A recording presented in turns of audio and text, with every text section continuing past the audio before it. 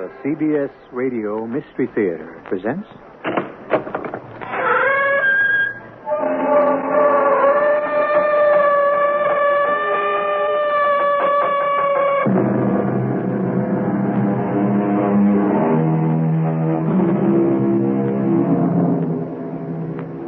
Come in. Welcome. I'm E.G. Marshall. What is always on our minds, but seldom on our lips? What is forever contemplated and never comprehended? The answer is death. Shakespeare would seem to have said it all when he wrote, "Death, a necessary end, will come when it will come." But is it really a necessary end? That's the question that bedevils us, and in all probability will continue to bedevil us until, well, I suppose, until we die. Do you live in a house? Of course. Do you wear clothes? Certainly. Do you eat food? Yes. Now go away. You're beginning to annoy me.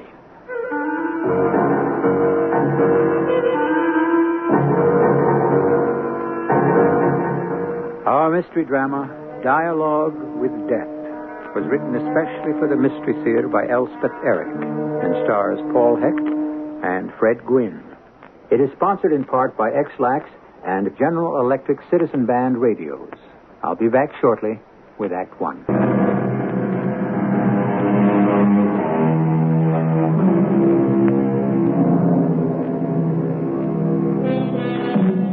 The story we now bring you took place about 100 years ago, a time when no one knew anything about death, as no one had known anything 100 years before that, or 1,000, or 1,000,000, as no one knows now.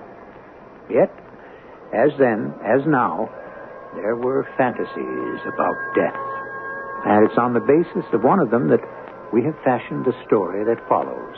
I remember it all so well. Every detail, what she was wearing at certain times, what she looked like at certain moments, where we stood or sat, what she said and how she said it, what I responded, place we walked, food we ate, even the dishes we ate from, glasses we drank from. I'm seeing it all again, hearing it all, feeling it all for the second time, a kind of terrible, inevitable déjà vu. Strange, isn't it? Strange. I loved her so much. I know. The year I left for Heidelberg to study medicine, she was just a slip of a thing, only 16. And when I came back 4 years later, she wasn't simply 4 years older.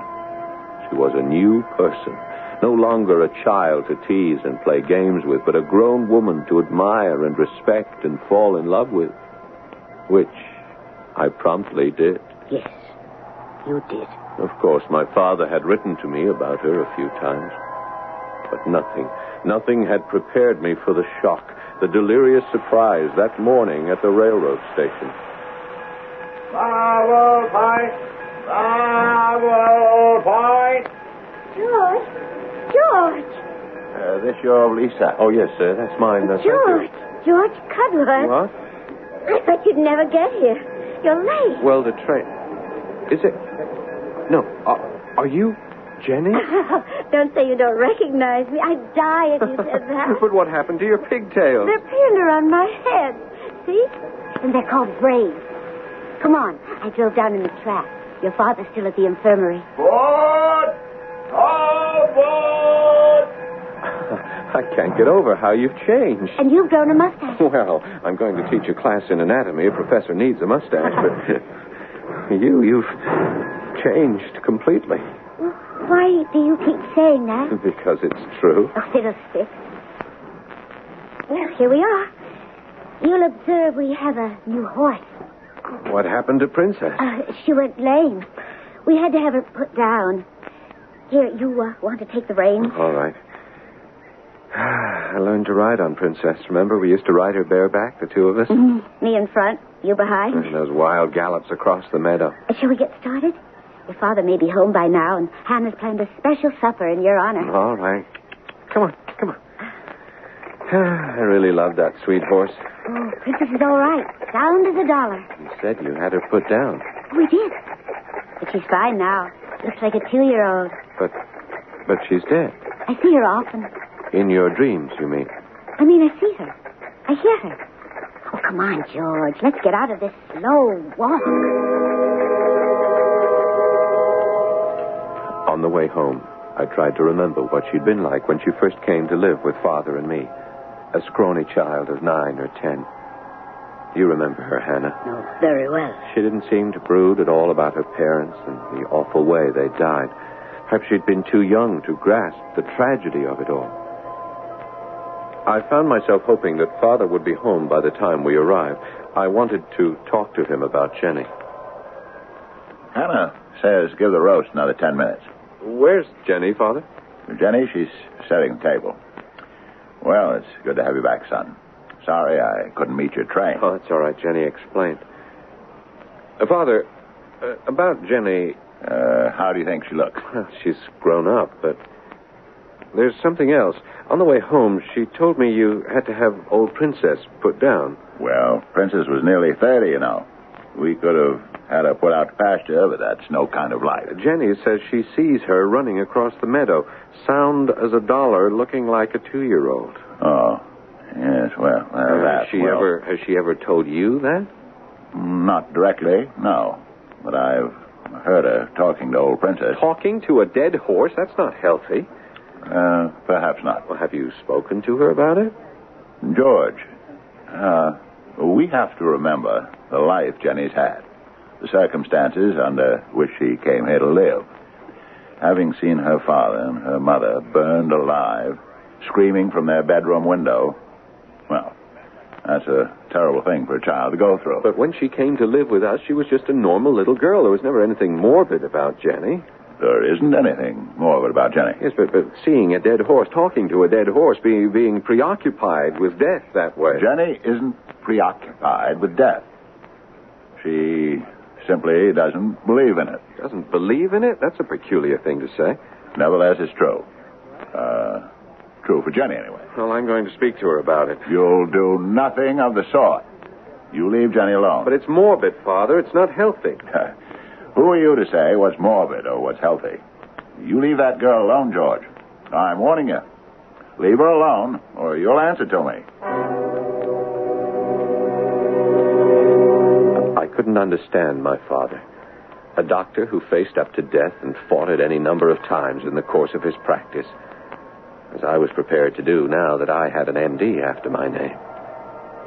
Well, Hannah, as you know, I took up my residency at the local hospital and started teaching an evening course in anatomy. My time was heavily occupied, but every minute I could spare was spent with Jenny. You remember how it was, Hannah? I remember. Going to church together, attending Vespers, long buggy rides on fine days, local dances, taffy pulls, country fairs, long afternoons reading in the summer house as we'd done when we were children. I felt the moment approaching when I could be certain of my love for her, though I resisted it as long as I could. But one late afternoon, sitting with her in the summer house, I knew it was no longer any use to pretend to myself or to her. Jenny, I love you. I love you more than I can say, almost more than I can bear. I've always loved you, Jenny. It's taken me all this long time to realize how much I love you. Are you surprised? Not very. You mean you've known it all along that I love you? I wanted you to. Does that mean that you love me? I do love you, George. Oh, Jenny, will you'll marry me, won't you? Of course you will. I have to ask my mother. What? I'm sure she likes you. Jenny, my darling, your mother... George, you go in the house, will you? Let me stay here by myself for a little while. Will you do that, my love? Well, if you want me to... Oh, don't look so troubled. Mother likes you very much. Jenny... Father likes you, too. A dozen conflicting emotions flooded my mind. Poor George. A girl who talked to the dead. Could such a one ever be truly mine? In a frenzy compounded of doubt and desire. I told my father. I've asked Jenny to marry me, Father. Oh? I thought you might do that. Well, I approve. Has she accepted you? She says she loves me.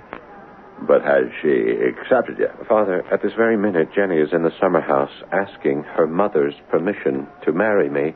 Huh? And her father's. I see. You see? Is that all you can say, you see? Her father and mother have been dead for 10 years, but she is asking their permission to marry me. Doesn't that strike you as a very strange thing for a young girl to do?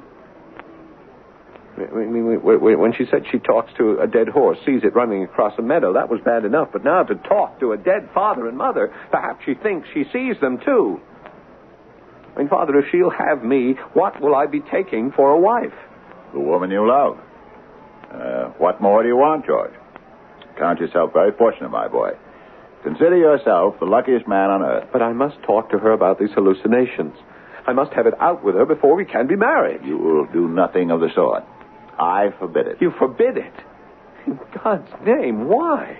Jenny's mind, George, has a delicate balance. It swings perilously between this world and another, never quite settling, never coming to rest, oscillating back and forth, vibrating like a pendulum. George, don't tamper with that balance. You understand me? Don't tamper with it. Or by heaven, I swear... well, never mind. You'll what, Father? Well, finish what you were going to say. Look here. Look at this, George. You see it? It's a gun. Yes, it's a gun. You say one word, George, to that girl about what you call her hallucinations, and I'll kill you. George? That's Jenny. Remember what I said, George. Leave her alone, or I'll kill you. It's all right, George. We can be married. My father gave us his blessing. In my happiness and my expectancy, I drove away all premonitions, all dreams. But ever ticking at the back of my mind was the question, why had my father spoken as he did, so passionately, so violently? You don't know. Do you? He loved her. Violently, passionately. Loved her.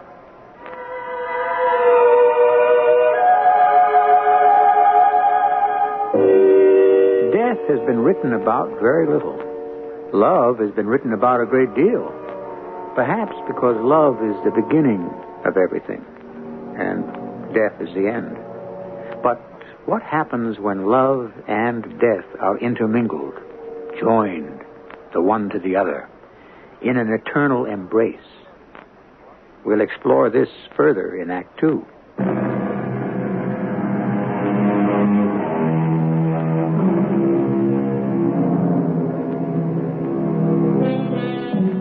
So George and Jenny plighted their troth, and under a dire threat, George's father forbade his son ever to speak to his young fiancée about her curious attachment to all those she has loved who have passed out of this life. Then, under the spell of his infatuation, George proceeded with the arrangements for his imminent marriage to the girl of his heart. We spent long afternoons in the summer house, spinning dreams of the day that would unite us. We wanted an extravagant wedding. At least I did. My father's big white colonial house set among great old oak trees with its center hallway, its winding staircase, its vast reception hall was ideal. You remember it, Hannah? All too well. After the ceremony, if it was a fine day, we would have the collation served in the great rose garden with a quintet of musicians playing and tables laden with food. And I shall be very dashing in my cutaway and striped trousers, and you in... what? What will you wear, Jenny? I don't know. You mean you haven't ordered your wedding dress? Not yet. Well, I thought that was what young brides thought about first. Well, I've been thinking about it. You'll have someone come to the house to make it, won't you? I don't know. Sweetheart, the local shops are all right for simple things. I'd like something simple, I think. Well, if you're sure. Look, why don't you take a trip into the city and see what they have in the big stores? Well, yes, I could do that. Hannah will go with you and help you pick it out. I don't want Hannah to go with me. But Hannah has very good taste, dear. She could advise you. I don't need Hannah to advise I me. only meant... My mother will advise me. My mother will pick out my dress. I started to speak, then closed my lips firmly against the words. I remembered my father saying, Jenny's mind has a delicate balance. It swings between this world and another, oscillating back and forth. Don't tamper with it. Again, my love drowned my fears, and I reached for Jenny's hand. What are you thinking about, my love? About the wedding. But why do you look so sad? But who's to pay for it? All the caviar and champagne and the musicians. Who's to pay for my dress? My dear, do you need money for your dress? For everything. Who's to pay for it all? Precious, I'll give you money for the dress and the caviar, the champagne, the musicians. My father will pay for all that. Well, that's not right. Of course it's right, Jenny. He expects to pay for it. He wants to. You're like his own daughter. The father of the bride always pays for those things. Jenny. It's always done that way. My darling. Father wouldn't have it any other way. I know that. He couldn't. My whole body stiffened. I murmured some sort of excuse, told her I needed something from the house, and I fled the summer house, leaving her immobile, pensive, troubled. Inside the house, I found my father. Father, it's happened again. What's happened? Sit down, George. I don't know what to do. George, what's the matter? Is it Jenny? Yes. She and I were sitting in the summer house. We've been there most of the afternoon making plans for the wedding. Ah, yes. When we got to the subject of her wedding dress, it seems that she doesn't want it made. She wants to buy it. So I suggested that she take the train into the city and maybe Hannah would go with her, help her pick it out. Good idea. Yes, but Jenny would have no part of it. No? She said, my mother will help me pick it out. My mother will help me pick out my wedding dress. Her mother, who burned up in a fire, who's been in her grave... George, I know how you feel. Am I to live with ghosts once we are married? George, I live with ghosts. We all live with ghosts. Well, I don't propose to. Well, what do you propose to do? Father, I didn't say anything when Jenny spoke about her mother, her dead mother, helping her to choose her wedding dress. I thought of everything you had said, and I kept quiet. I'm glad you did. But then she suddenly looked very troubled, very perplexed, and she said, who's to pay for all this? Pay for it? Yes, the dress, the wedding, the music, the caterers. Why, I shall pay for it. Yeah, well, that's what I told her. Well, who else should pay for it? Her father. Her father. Well, that's what she said. She said it was only fitting and proper that the bride's father should pay for his daughter's wedding. I think she expects her dead father to give her away. Oh, she wouldn't. I don't know what she expects. I thought she'd want me. I know you forbade me to say anything to her about her congress with the dead. Yeah, I do forbid you. But now I must. It's gone too far. No, George. It could be fatal. George, where are you? There she is. I'm in here, dear, with Father in the library. Say nothing, George. Oh, I'm so glad you're here. You can help me. What is it you need, Jenny? The second volume of something called Materia Medica. Is there such a book? On the bottom shelf. Yes, dear, with the red binding. Oh, yes. Now, let's see here. Volume 2. What are you looking for, dear? Well, I'm not sure. Let me see now. Page 300 and... Oh, yes. Yes, it's here. Here it is. What is? $1,000 to pay for my wedding. Her face was radiant. She spread the 10 $100 bills on the floor and gazed at them delightedly. As for my father and myself, we stared at each other. He told me it would be here. Your father? Of course. And here it is. Yes, there it is. Oh, isn't it wonderful, George? Wonderful. It'll pay for everything. Jenny, my dear, it's nearly time for supper. Why don't you gather up the money and take it up to your room? Change for dinner. I want to talk to George. All right. That's a good girl. You see, George, I told you he wouldn't have it any other way. It wouldn't be proper. How did that money get there, Father? Did you put it there? Her father put it there. You are worse than she is. You put it there, and then somehow... No, George. Jenny's father put the money in the book 10 years ago. Did you know it was there? Not until now. You see, it's money he owed me. Money I lent him. I never expected him to pay it back, and when he tried to pay it back, I refused to take it. Well, how did it get in the book? The night he came here to give it to me, the night I refused it, here in this very room, I remember, after a long and somewhat stormy argument, I went out to call him a carriage. Left the $1,000 bills lying on the desk, and when I came back to make my peace with him, the money was no longer there. Of course, I assumed he'd put it back in his pocket, but instead he hid it in a book he knew I'd eventually open. Father, it doesn't explain how Jenny came to know it was there. Don't shrug and turn away. We have to talk about this. I don't have to, and I don't intend to. All right, then I'll talk to Jenny about it. No, you won't. Come back here, George.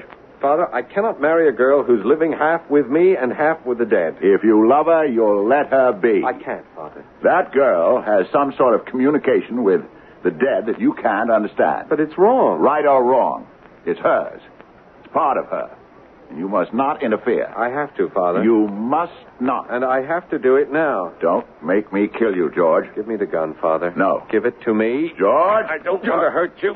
Give me the gun. Give it. I'm sorry, Father. I'm terribly sorry. Forgive me. I put the gun in my pocket. I looked down at my father on his knees on the floor where I'd forced him. His eyes were filled with tears. For whom? For himself? For Jenny? For me? For what she had done to him? For what he had almost done to me? Or for what I was about to do to her? I could not tell. I went upstairs and lifted my hand to knock on Jenny's door. And then I heard her voice. Thank you. Oh, thank you, my darling. I knew I could count on you. I've always counted on you, and you've never failed me. Mother, should I have my dress made, or shall we go to the city and buy it? Oh, I want it to be just right. When I walk down the big staircase, I want to look just right. Because you, Father, will be waiting at the foot of the stairs. You'll crook your arm just so, and I'll put mine through yours. And together, we'll walk to where the minister will be standing. Who's there? It's George. Let me in. I'm not quite dressed, George. It doesn't matter. Oh, please, George. Look at me. Jenny, look at me. Let me go, George. Who was that you were talking to just now? That was your father, wasn't You're hurting me, George. it? And your mother? You were planning your wedding with them. Not with me, but with them. Please, George. You were planning your wedding dress with your mother, not with Hannah, who adores you. Hannah, who helped raise you. George, please. I heard you. You were telling your father he would give you to me in marriage. Your father is dead, Jenny. He's been dead a long time. And your mother, too. Dead and buried. George. And Princess is dead, too. George. Princess is not running across any meadow looking like a 2-year-old. Princess got to be an old horse. She was 30 years old and lame, and someone came and put a bullet between her eyes, and she died. Oh, please. And your mother died, too, and your father. They were burned in a fire, Jenny, a long time ago. But you are alive, Jenny. You are here, and you are alive. You know that. Yes. And I am alive, and we are here. We are now, and we are alive here and now. Do you understand, my darling? Yes. And Hannah will help you with your wedding dress. Yes. And my father will pay for the wedding. And when you come down the staircase, he will be waiting for you, and you will put your arm through his, and you will walk together to the place where I will be waiting for you. And we will be married. Do you understand, my dearest girl? Do you understand? I was holding her arms and staring down into her wide, frightened eyes and flinging my words into her face. Her eyes grew wider and wider. Their expression began to change. But what the change was, I could not tell. Was she beginning to understand what I was saying? Or was she leaving me forever? Hannah, I could not tell. All I could do was hold her close. Oh, George. You poor man.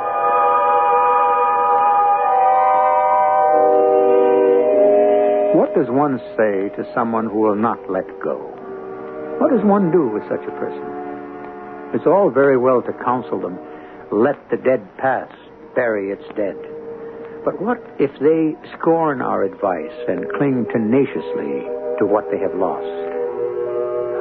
Or do the lost ones cling to them? As much as the living hold on to the dead, do the dead not also hold on to the living? I'll be back shortly with the concluding act.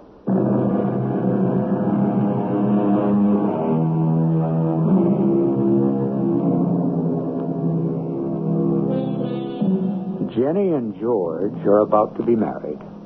But it troubles George that his fiancée still appears to commune with the spirits of her parents, who met their death in a fire many years before.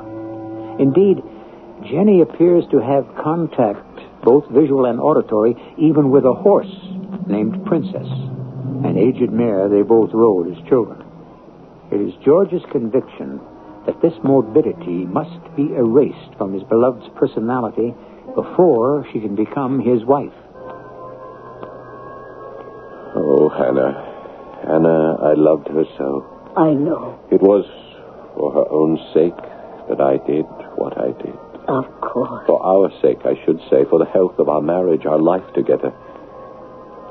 Perhaps my father had been right when he said we all live with our own ghosts, and Jenny should be allowed to live with hers.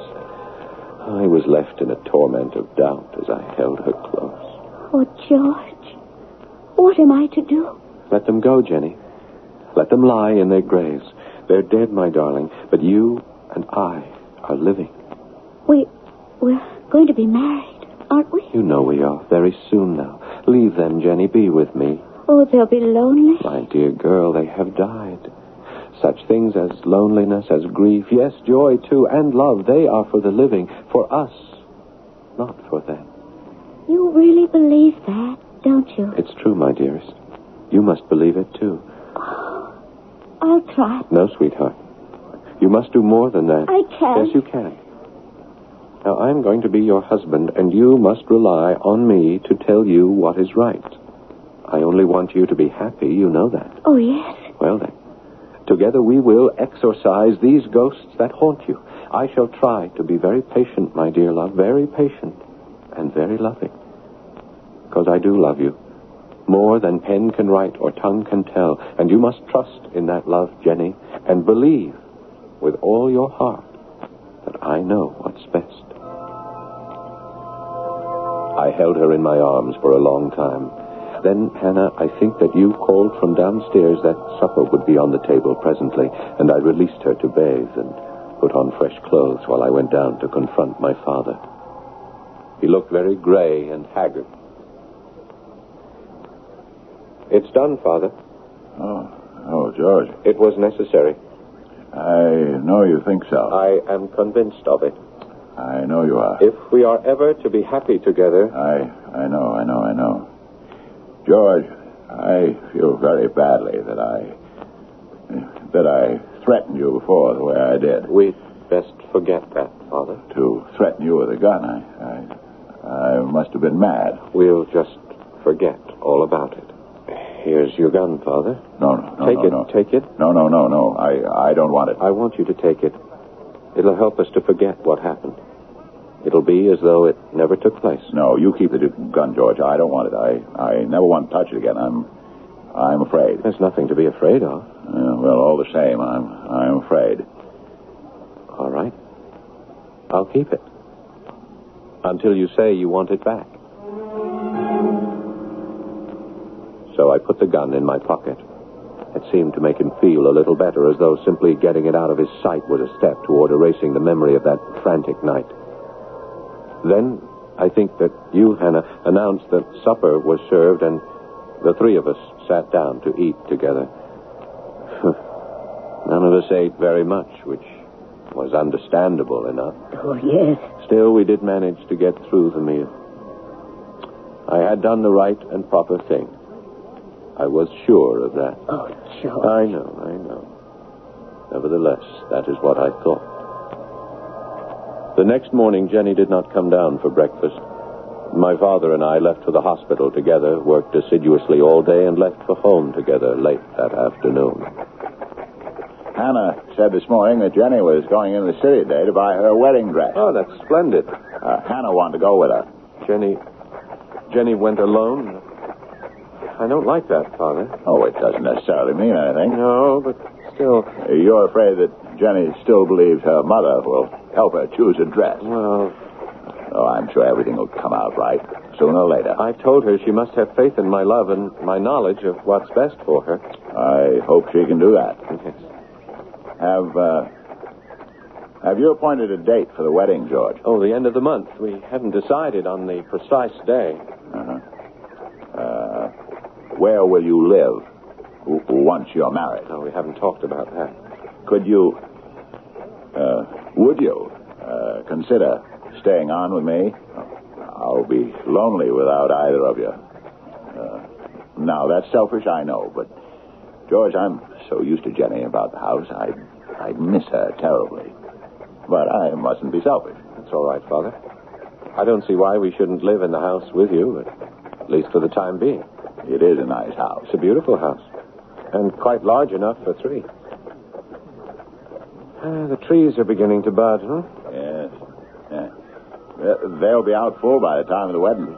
What's that? Sounds like the local fire engine. Yeah, I'm glad Jenny isn't home to hear that. George! What? It's the summer house. No. Look at the smoke, The George. house is burning. It's on fire. Jenny!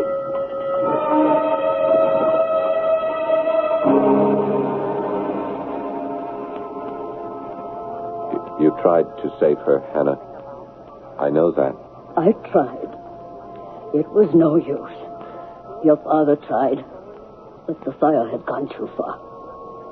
Hannah, who started the fire? I don't know. Did Jenny start it? If she did, it was my fault. I had made her life unendurable when I drove away her ghosts.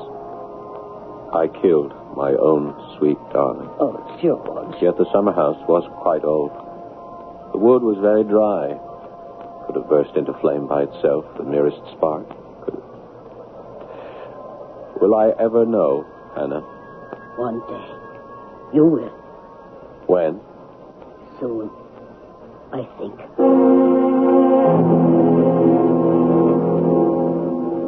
We must decide where she should be buried, George.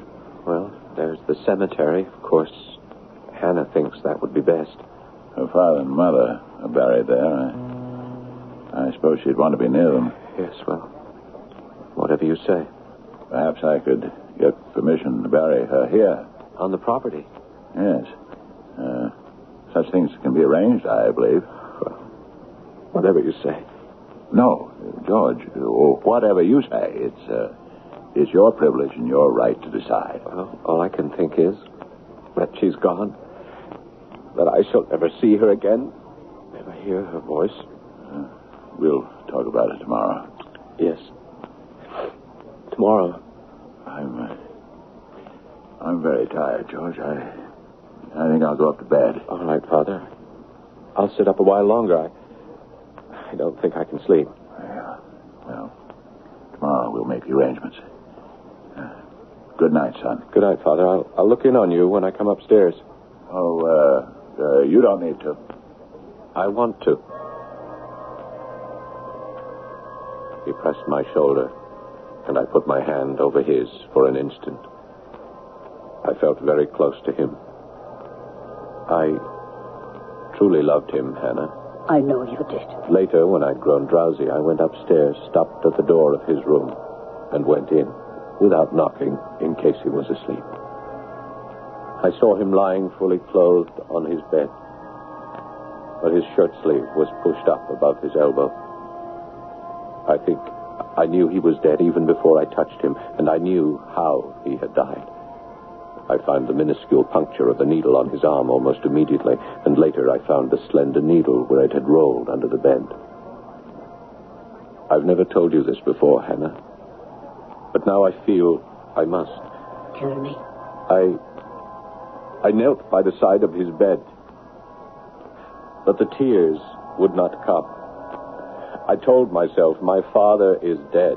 I even repeated the word over and over to myself, and then said it aloud, dead, dead, dead, I kept saying. I had lost her, and now I had lost him, all within the space of a few hours. I could not comprehend how such a monstrous thing could have befallen me. Do you understand, Hannah? I understand. But I could not weep. I could not weep. And do you know why? Tell me. Because I hated him. I hated the man I had felt so close to such a short time before. And do you know why I hated him, Hannah? Tell me. Because he wanted to be ahead of me. Even there. Even where, George? There, wherever she was. He wanted to be there with her. You told me he loved her. He did. He must be right. He left me and went to join her there. Where, George? There. I don't know where. Wherever she was, I don't know. So don't ask me where. Tell me the rest of it. I knelt by his bedside for, I don't know how long. Silent, frozen, angry. Angry, yes. No one had cared enough for me. No one had thought of me, my life, my lonely life that I had now to face. Both of them had left me without a thought.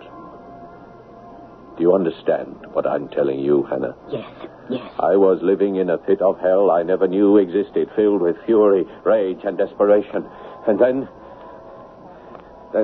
Go on. And I Go on.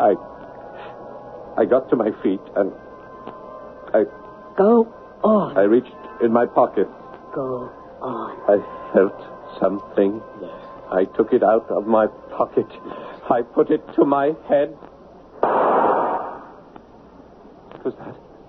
Go on. I just heard something. I didn't hear anything. Sounded like a gun going off. Oh?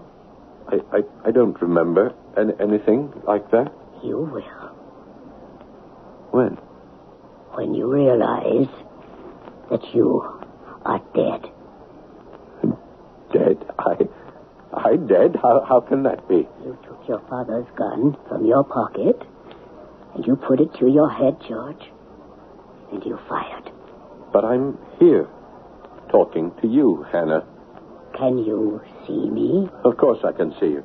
I can't see you. But I'm right next to you. You must see me. I don't have such gifts, George. Jenny had them. But why can't you see me? I'm right here. The dead vibrate at a much faster pace than the living. Huh. Can it be true that I am dead, that I killed myself? It's true, George. But why did I do it? To join the others, perhaps. Jenny? My father? Or the others. But where will I live now that I'm here? In a house, I think. A large, white house? Perhaps. Will I be fed here? They say you will eat of the essence. Here, we eat of the substance. But you will eat of the essence. Hannah? Yes, George. Will I visit you now and then? Talk to you? I hope you will. You won't turn me away? Never. That's good. Listen, Hannah. Listen to that. What do you hear? Don't you hear it, Hannah? Don't you hear it? You must. It's Princess. It's old Princess galloping across the meadow, looking like a 2-year-old.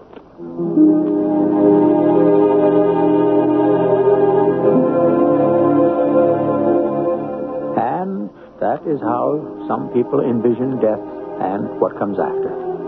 I cannot promise you that they are right. On the other hand, I cannot tell you they're wrong. I'm as ignorant and as undecided as you or anyone. But if they are right, should we keep our ears, perhaps our eyes, open for the sight and sound of those who have left us? I don't know. Perhaps it is better simply to get on with the only business that we know, the business of living. I shall return shortly.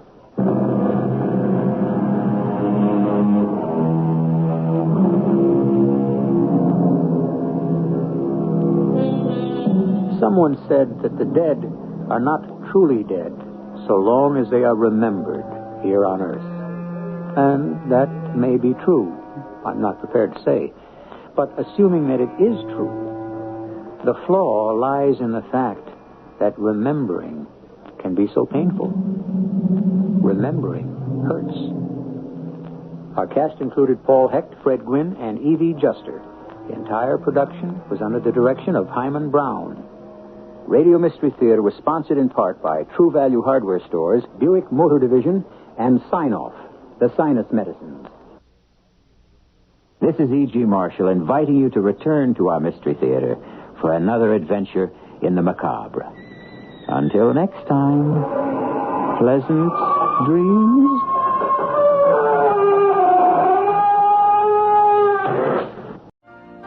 You've been listening to the OTR Gold Network. Find more classic radio at otrgold.com.